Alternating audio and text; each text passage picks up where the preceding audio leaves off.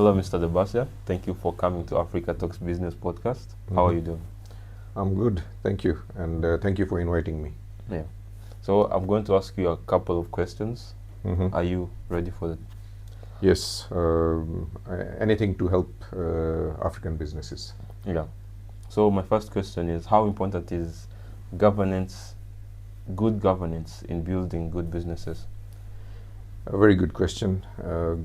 Governance is a word normally reserved for governments, but there is also corporate governance, there is also self-governance, family governance, and societal governance. And if we take Rwanda as a country, the 5 visible signs of why Rwanda is well governed is visible to anyone to see. I came here for 5 days and I was impressed. Yeah. Is the ease of mobility.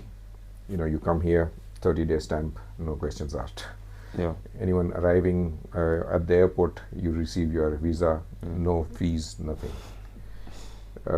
That's ease of mobility. Yeah. And then ease of doing business. You go to RDB, you register your company, within hours. Yeah. No fees required. Yeah. Again, so there is no corruption. Yeah. There is no nepotism. It is known for not being corrupt. It has very beautiful roads. Yeah. Uninterrupted internet and electricity. For a poor nation like Rwanda, Yeah. if you look at the Christmas lights here, Yeah. it puts many Western nations to shame. Yeah, it's amazing. Yeah, or the roads are decorated with Christmas lighting. The buildings are decorated with Christmas lightings. Nobody looking at your infrastructure and the lighting, Christmas lighting, can say this is a poor country. Yeah. And that is a result of good governance. Again, it's peaceful, little or no crime. Yeah. These are all visible signs of good governance. But okay, let's get back to corporate governance. If a CEO wants to perform well, or a business owner wants to perform well, then he needs to have some governing rules on what is important to him. Yeah. He needs to have stability. He needs to have purpose. His message needs to be clear. You can't babble. I came across a client who says he's a clearing and forwarding agent. My name is Jeroge. This is how he introduces. My name is Jeroge. I am a CEO of this company. I am based in this blah blah location. Yeah. I had to tell him, stop, Jeroge. Tell me what you do, Yeah.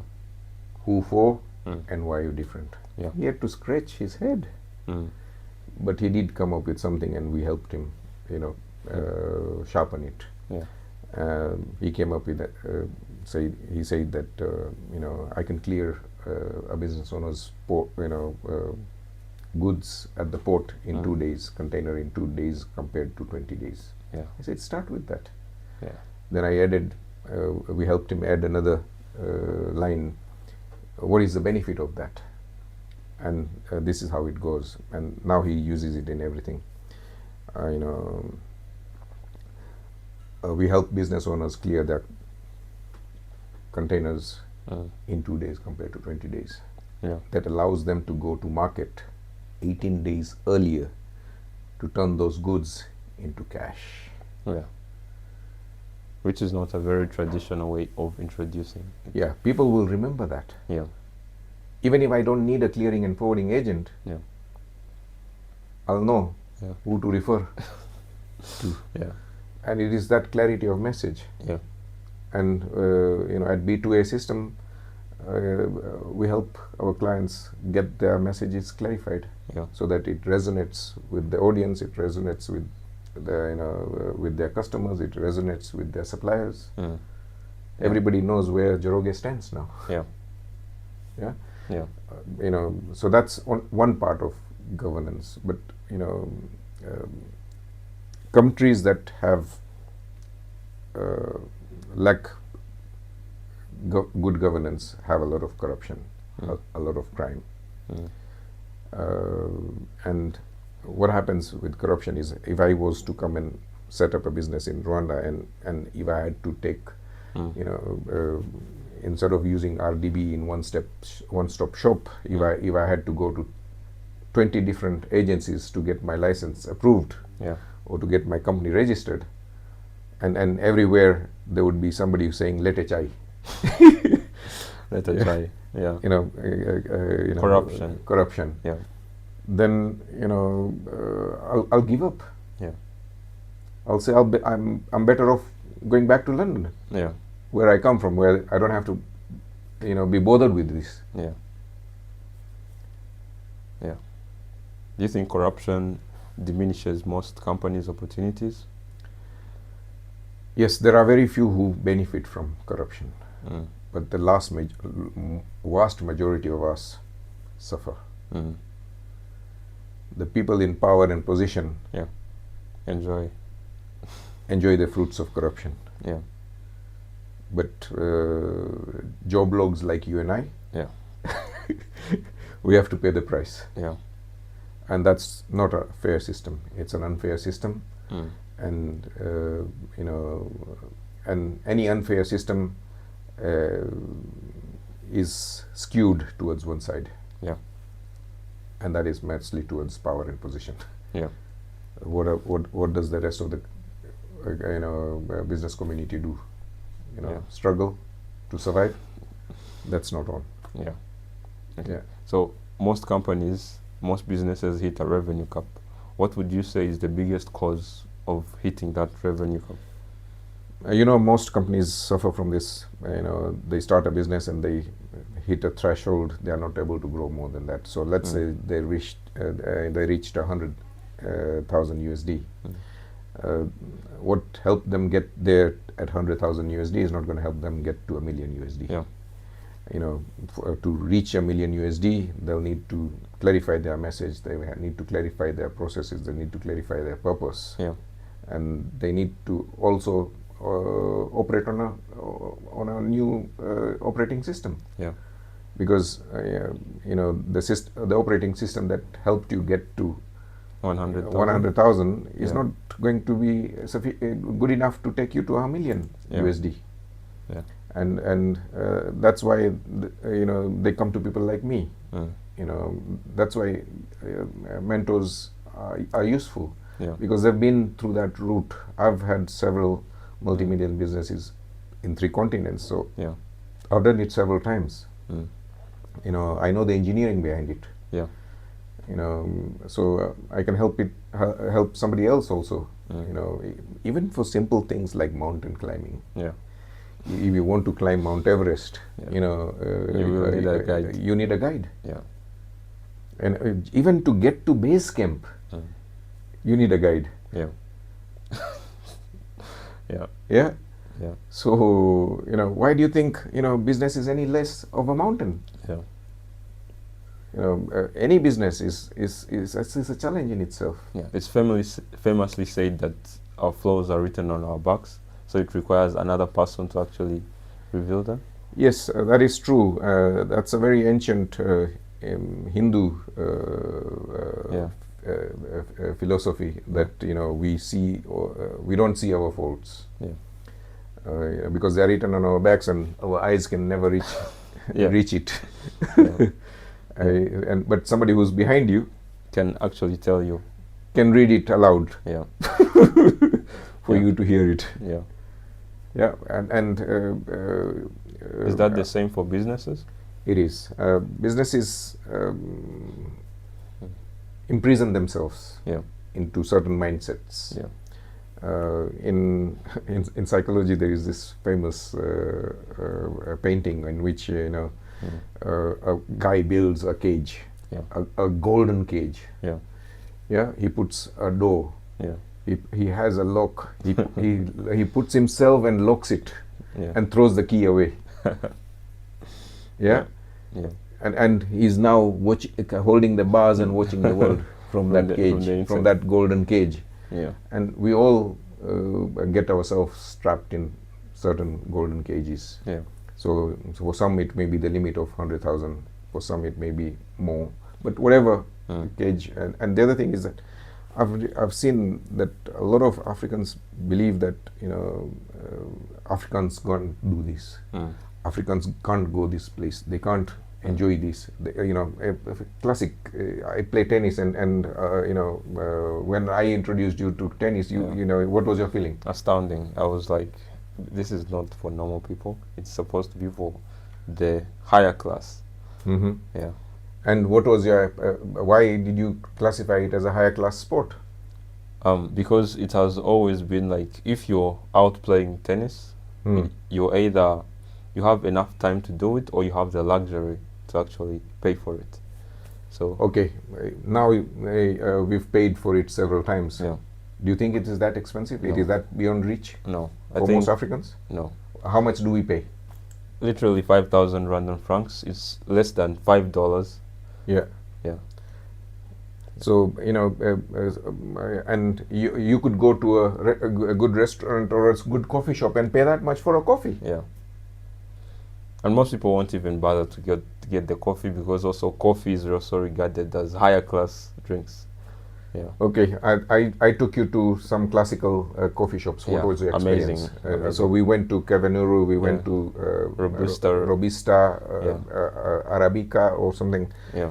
Okay. Amazing places.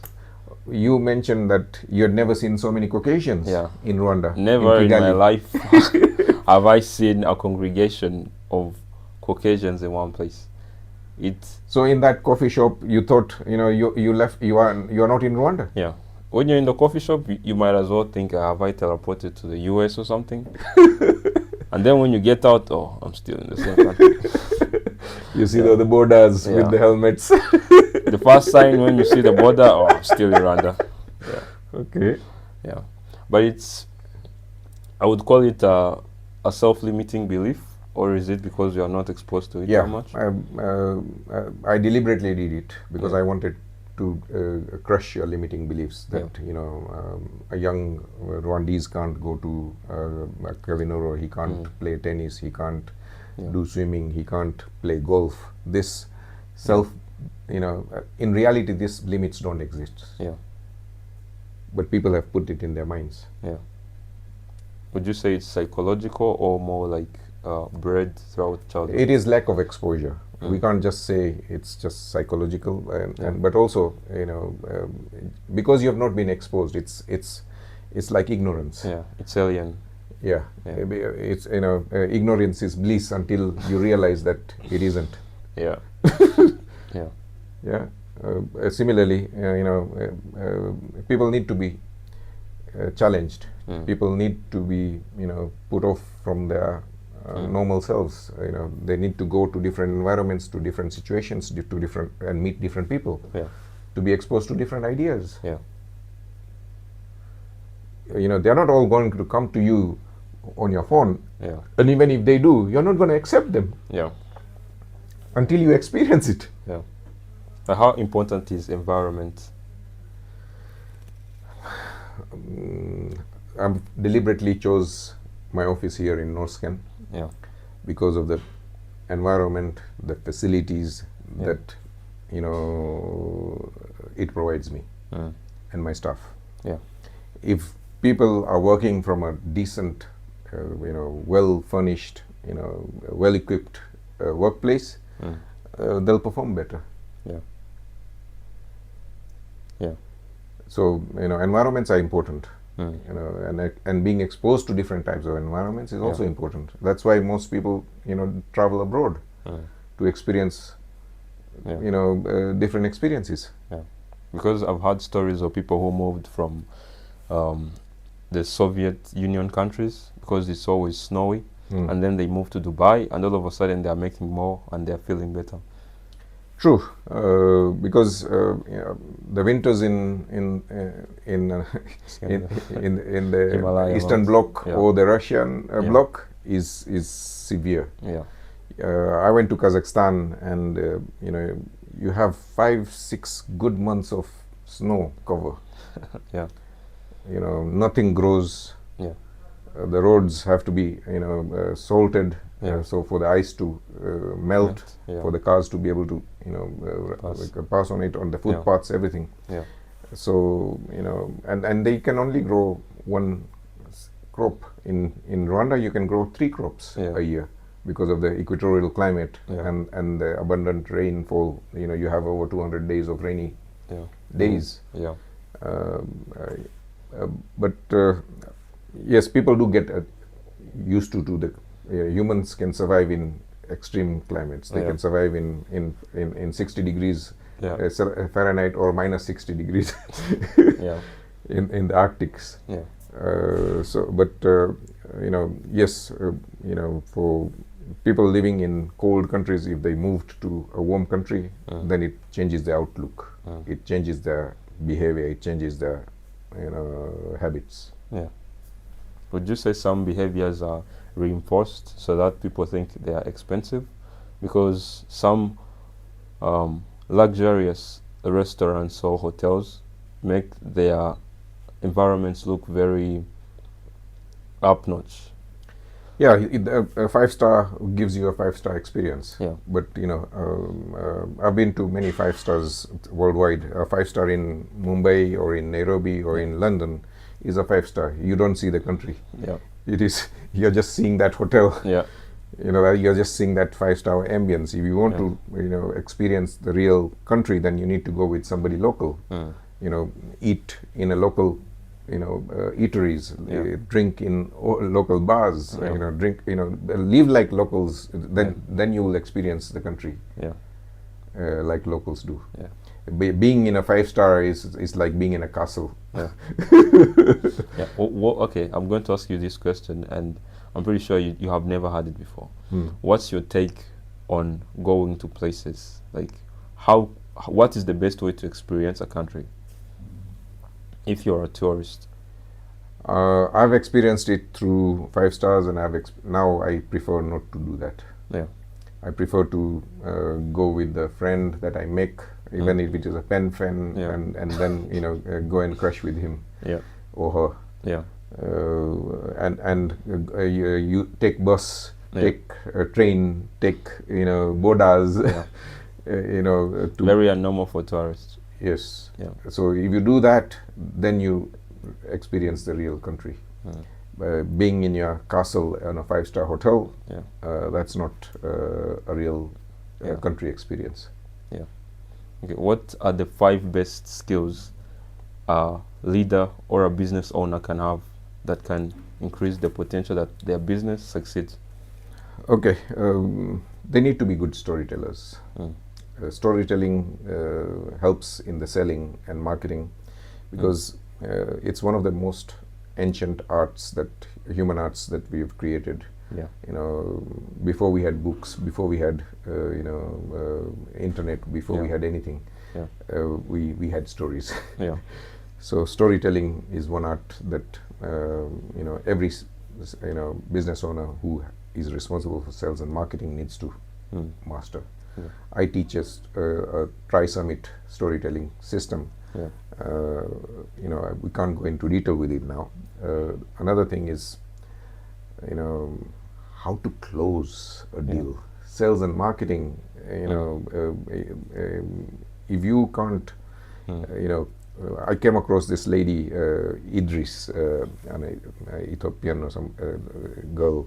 Yeah. And she said she has to convince and cajole her clients. She has to go back and forth 5-6 times before she can close a deal. That's half of her her purchase price is eaten in the going and back. Yeah. Going to meet the clients, coming back. That's not sustainable. Yeah. Yeah. Closing, people need to learn how to close. And if we were to do a role play,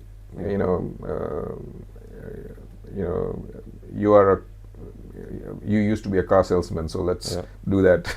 You're going to be a client, and I'm going to be the salesman. Yeah. And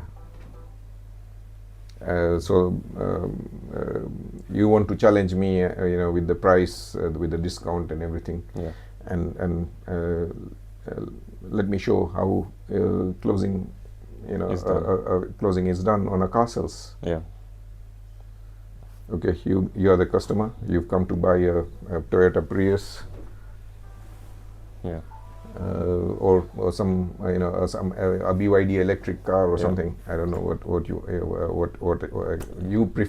it is your choice which Yeah. car you I would want. choose the car. Okay. Yeah.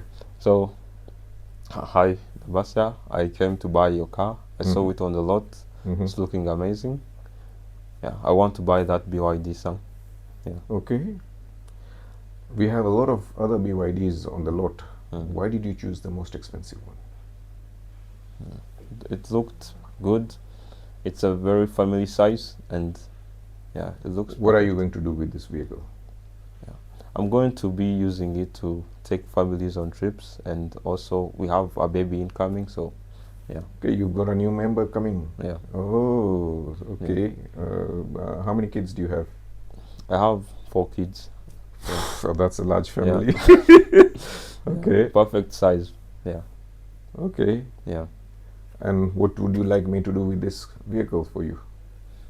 I'm looking to add a baby seater inside. Mm-hmm. Yeah, and if there is also a 7-seat option, that would be perfect. Okay. Mr. Kamara, Yeah. this is the only car I have in this lot. I have cheaper, BYD options. It carries 5, and then you can also you can attach the baby seat.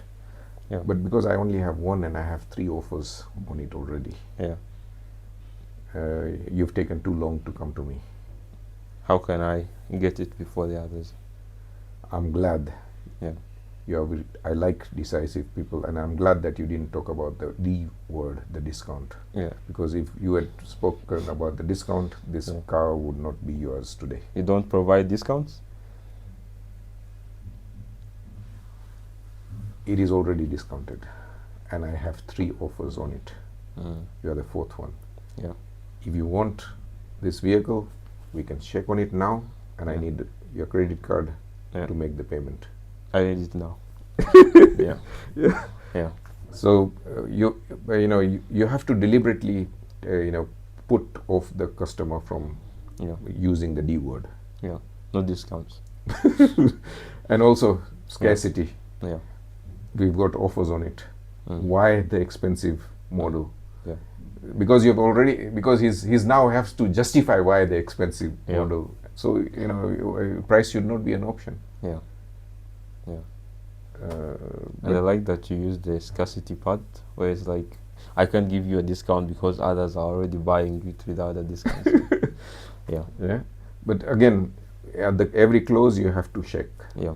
And ask for a payment there and then. Yeah. Where is your credit card?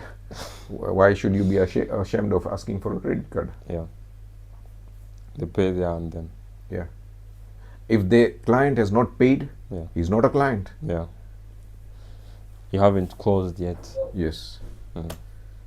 Even if it is just a pound or a dollar, he has to do it. Yeah. So another question is, many business owners struggle with motivating their employees and have very poor return on investment in their employees, and most of them also have high turnovers. What would you advise them? Most bosses are very harsh to their employees. Yeah. How many times have I told you? Yeah. Why don't you listen? Yeah. How many times do I have to teach the same thing to you? You're a fool. Yeah. The intention is what? To try and motivate that guy to learn faster. Yeah. But the route Yeah. is so bumpy, so bad that the receiver gets put off. Yeah. Instead of that, if we use directional praise, we all know that praise is the greatest motivator. Even Shakespeare used to say famously that I can survive without wages, but not without this. Yeah. Yeah. Yeah. So, and all content creators are now getting views and likes and comments, and this is that, but they're not getting money, and that's not sustainable. And they keep doing it. Just because of the likes and the views. But we are helping content creators to monetize, their content, because if content creators in the India, China, and Europe and America can monetize, why can't the ones in Africa? There is a payment issue. I think we've come up with a solution for it, and we are doing a boot camp on how to monetize their content. So we'll discuss that some other day. But okay, motivation was the question. The greatest motivator is praise, but we do it so badly. The typical praise is like this. Mr. Kamara, if I was to praise you for being a good listener, Mr. Kamara, you've been a fantastic, brilliant, superb listener. And every time I say that,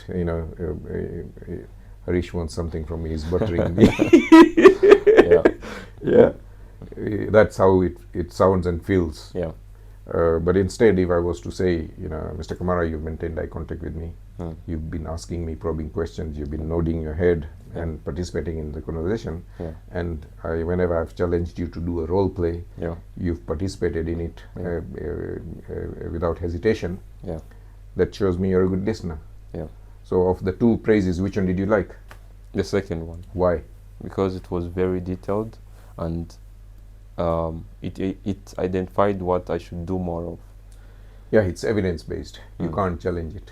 When I'm saying you're brilliant, superb, fantastic, it doesn't resonate. You know how good you are. You know you're not brilliant. But because I've mentioned the things that you're doing, you maintain eye contact, you're nodding, you're participating, you're taking part in role plays. And instinctively we are designed to please. That's how God made us. If you tell the people that are working with you what pleases you, the likelihood of them doing it goes up 1,000%. Because I've told you about eye contact, now it is in your consciousness. You want to maintain eye contact. You want to nod. You want to participate. It's that simple. It's called directional praise. But it's one of my teachers used to tell me that common sense is the least common of all senses. Praise is a common sense thing. But again, common sense is not common. And that's one of the reasons why most people, by using the cane, how many times have I told you? Why don't you listen? The intentions are good, but the method is so poor. It's inefficient. It's if I was to use the donkey and the stick analogy, you keep hitting the donkey with the stick. Every time you hit it, you get a shock also on you, and soon the donkey's skin becomes hard, and the stick becomes inefficient. Instead, if you were to use that same stick and dangle a sweet smelling carrot, colorful carrot, you don't need to hit it. Another question is that we have all seen that Chinese businesses have survived to nearly 100 years, even millenniums for some. What do you think is the leading cause of that? Okay, Indian and Chinese businesses also come to Africa, and their failure rate is negligible or non-existent compared to the high mortality rate, infant mortality rate of African businesses. They fall off like flies. 70% in the first 6 months, 90% plus in a year. That's a huge failure rate. It's not sustainable, and every failure is costing society something. It is costing the entrepreneur, it is costing his staff, it is costing his investors, but it also it's bad reputation to the business community, to the business, Yeah. Faculties, and we need to reduce that. And the way to do it is through mentoring. When I came here, or Indian businesses or Chinese businesses that come and operate in Africa, they go to somebody who's been here 20 years, 30 years, and say, okay, what should I do? What should I be careful of? What should I do? I not do? Where should I base my office from? And getting that, guidance is very helpful. And this African culture of I can do it all myself and I don't need nobody's help. That's a stupid mentality. Do you think do it myself? Yeah. What in life have we done it ourselves? None. Even from childhood. Yeah. Somebody had to hold your hand to walk. Yeah. Your first steps. Yeah. Would you say it all comes from this idea of like people steal my ideas, or it's not good to share ideas? Okay, this notion that somebody is going to steal my ideas and my ideas are the most important thing. That's a crap mentality. Ideas are junk until they are implemented. Yeah, it's execution that matters. Yeah, it's how you can turn those ideas into products or services that can go to market and dominate the market. There are so many phases before the idea can become money making service or a product. Yeah. And the world is not short of ideas, it is short of executors. And businesses are designed to make that happen. Good businesses focus on that, deliver on it. Yeah, I think that should do it for the time being. Yeah. And we'll thank you for coming. Thank you for taking your time. Yeah. Yeah. And I like let's make this a weekly thing. Yeah. Africa Talks Business Yeah, podcast sure. should be helpful to the African entrepreneurs. Surely. Thank you. Yeah. Thank you. Bye.